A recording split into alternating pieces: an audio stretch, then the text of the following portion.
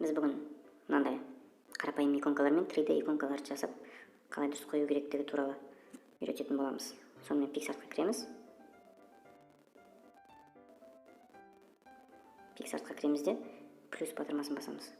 Плюс батырмасын басқаннан кейін төмен қарай кішкене түсіріп, рисунки деген тауып алғаннан кейін выбрать холстыны басамыз. Выбрать холстыдан 1024-1024-ті таңдаймыз. Оны таңдағаннан кейін даляны басамыз. Даляны басқаннан кейін мына жерде слой бар. Сол слойдың екіншісіне, естеріңізде болсын, біріншісіне емес, екіншісіне шеңбер сызамыз. Оның алдында мынау сізде ақ фон, ақ болмауы мүмкін сіздің дизайн лентаңыз жасыл шығар. Сондықтан мына жерде мінекей палитра деген бар ғой. Сол палитраны басамыз, суретін таңдаймыз. Жасыл болса жасыл, сары болса сары. Кеттік, сарыдан бастайық. Кешіріңіздер, мен осылай шатасып кеттім кішкене. Сарыны біріншісіне таңдауымыз керек. Екіншісіне сіз өйткені шеңбер сызасыз, оған бояуға болмайды. Сонымен сарыны таңдадық. Енді шеңбер сызу процесіне көшеміз. Шеңбер сызудың екі жолы бар. Біріншісі мына жерде. Мінекей. Шеңбер таңдаймыз, залить етеміз. Не болмаса штрих деген бар. Рамка сияқты сыртына. Штрих мынандай. Жұқалату рамканы. Прозрачность азайту. Барлығы осы жерде мінекей. Залить қап-қара рамка. Және де екінші жолы өте жақсы жолы әрине. Мінекей плюсті басып стикерге кіреміз. Стикерге кіргенде мына жерге поискке жазамыз. Круглый рамка. Круглый рамка мінекей. Рамка. Поискін басамыз.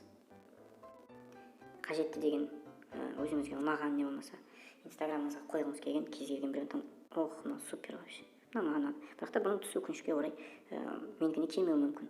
Сондықтан өзіңіздің түсіңізге жақынырағын таңдайсыз. Жасыл бар. Біздікі сары, қателеспесем. Круглый рамка. Желтый деп жазып көрейік. Рамка желтый. Міне көрдіңіз бе? Яғни PicsArt'тың ішіндегі поиск ол Google поиск деп елестетіңіздер. Бұл жерде бір 90% өзіңізге керекті нәрселер тауып аласыз. Қиналмай. Міне қараңыздар. Керемет. Мынау вообще супер екен, бірақ маған келмейді. Мен мынаны не болмаса мынаны таңдайтын едім.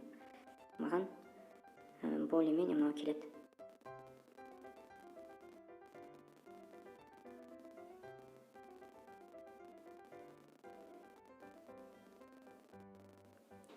Неге қойдық? Екінші біз біріншісіне қойыппыз. Жарайды. Ештеңе етпейді, бірақ негізінде екіншісіне қою керек болады. Бізде енді мен кішкене профессионал болғандықтан бұл жерде мен біріншісіне қойғам, себебі мен өзімнің ары қарай редактировать етпейтініме бұны сенімдімін. Бірақ кейде болады сондай бір редактировать ету үшін біріншісіне қойғаннан кейін ол қиын болады жағдай. Сондықтан екіншісіне қойған абзал. Дұрыс негізі. Жарайды, мен біріншісіне қойған екен, ештеңе етпейді. Енді екіншісіне мен енді парақшамызға сай, егер сіз шаштараз болсаңыз, жаңағы иконкалар қоямыз мына жерге, иконкаларды қайдан аламыз? Стикерге кіреміз қайтадан. Стикер. Мен шаштараз дедім, мысалы қайшы қойын, қиылған шаштардың прическасын көрсету үшін. Ножницы. Енді түсініп отырсыздар ма, PicsArt'тың өте қатты керек екен ножницы парикмахера. Мынаны қараңыздар. Супер вообще, мынау әдемі екен. Жарайды, маған ол керек емес. Маған қандай қайшы алсам екен деп қойдым ғой. Қайшы таңдап отырмын. Сіздер әлі қалай жасайды, иконканы қайдан жасап, қайдан тауып алады деп жүргенде мен мына жақта қайшымен басым қатып жатыр. Сонымен мен мынаны алайын. Мына қайшы маған былай кішкене ұнады. Қалайын? Аударайын әрине. Аудару үшін мінекей. Мына круглойды басамыз. Айналдырып аударамыз. Үлкейтсем болады. Кішірейтсем, өзім білемін.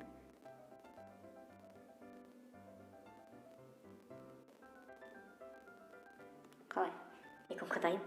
Ешқандай қиын емес, бұны сақтаймыз енді. Далее басамыз.